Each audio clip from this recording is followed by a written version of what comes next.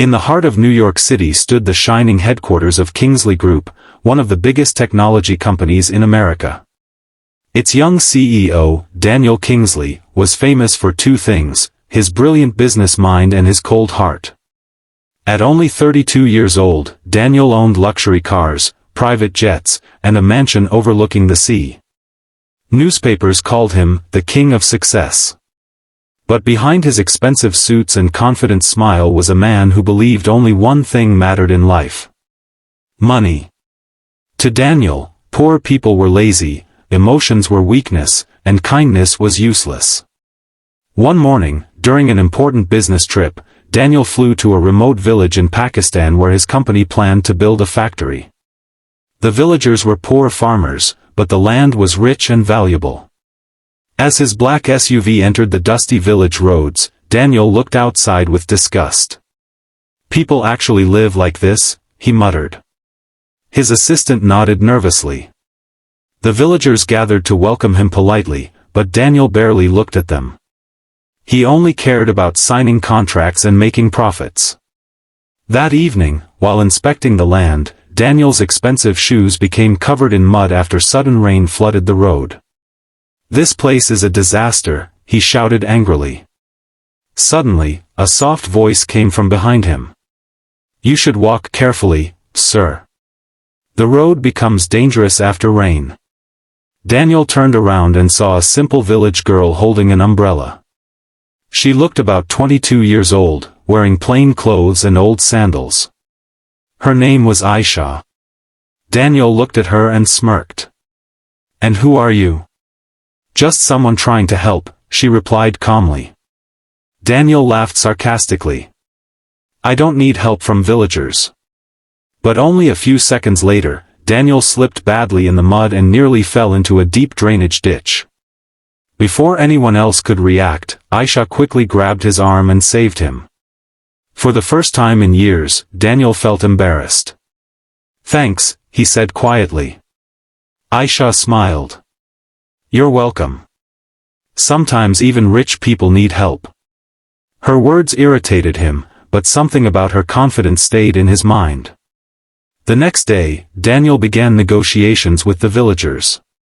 He offered them very little money for their land. Most villagers stayed silent because they were poor and afraid. But Aisha stood up. "This land is our home," she said firmly. "You cannot treat people like numbers." Daniel leaned back in his chair. "And what do you know about business?" Aisha answered without fear. "I know that money without humanity destroys people." The room became silent. Daniel was shocked that a village girl dared to challenge him publicly. After the meeting, he told his assistant angrily, "These villagers should be grateful I'm bringing jobs here." But later that night, Daniel couldn't stop thinking about Aisha's words. The following morning, Daniel's car broke down near the village river. His phone had no signal, and his guards were far behind. As he stood frustrated under the hot sun, Aisha appeared again carrying water buckets. "You look lost," she said with a smile. Daniel sighed. "My car stopped working." "Then you can wait at our house until help comes." Daniel hesitated. He had never entered a poor person's home before. But with no other choice, he followed her. Her small house was made of clay bricks. The furniture was old, and the electricity worked only sometimes.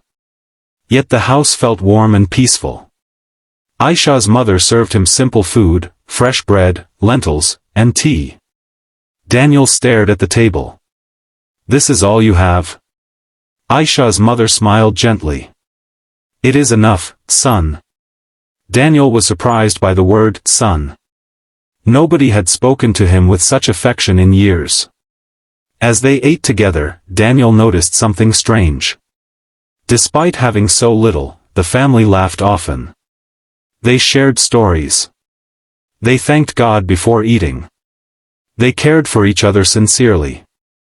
Meanwhile, Daniel remembered his own mansion, where silence filled every room. That evening, heavy rain began again, causing flooding in the village. People rushed outside in panic. A nearby house collapsed, trapping a little boy under wooden beams. Without hesitation, Aisha ran through the storm. Daniel shouted, "It's too dangerous." But she ignored him. Seeing her courage, Daniel followed for the first time in his life, not as a CEO, but as a human being. Together, they lifted broken wood and rescued the crying child. The villagers cheered emotionally. Covered in mud and rain, Daniel looked around and realized something shocking. These poor villagers had more humanity than the wealthy people he spent his life with. Later that night, Daniel sat quietly outside Aisha's house. "Why are you always helping others?" he asked. Aisha looked at the dark sky. "Because life is short. Money disappears. But kindness remains in people's hearts forever." Daniel stayed silent. Those words touched a wound deep inside him.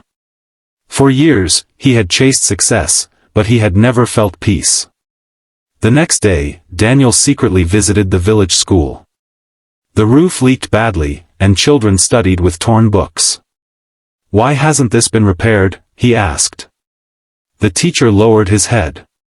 "We are too poor." Daniel looked around slowly. For the first time, he saw poverty not as weakness, but as suffering. That night, he opened his laptop and canceled the unfair land contracts. Instead, he created a completely new plan. Weeks later, Daniel returned to New York. The media expected another billion-dollar business announcement. Instead, during a live press conference, Daniel shocked everyone. "Our company will build schools, hospitals, and fair employment opportunities in the village," he announced. "The villagers will remain owners of their land." Reporters were stunned. One journalist asked, "Why the sudden change, Mr. Kingsley?" Daniel paused before answering. "Because I finally learned that success without humanity is failure." The news spread across the country. People praised Daniel's transformation, but he knew the real credit belonged to one person. Months later, Daniel returned to the village again. This time there were no luxury suits, no guards, and no arrogance. He walked simply through the village streets until he found Aisha teaching children outside the school. She looked surprised. "You came back." Daniel smiled warmly. "Yes. Because this place changed my life." Aisha laughed softly. "No. You changed yourself." Daniel looked around at the children smiling happily. For the first time in many years, his heart felt light. Not because of money. Not because of power. But because he finally understood the true meaning of life. And standing there in the middle of a small village, the powerful CEO realized something he had never learned in boardrooms or business schools. A rich heart is worth more than a rich bank account. From that day onward, Daniel Kingsley became known not only as a successful CEO, but as a man who used his wealth to help others. And whenever people asked him what caused such a huge change, he would simply smile and say, "A village girl taught me what money never could."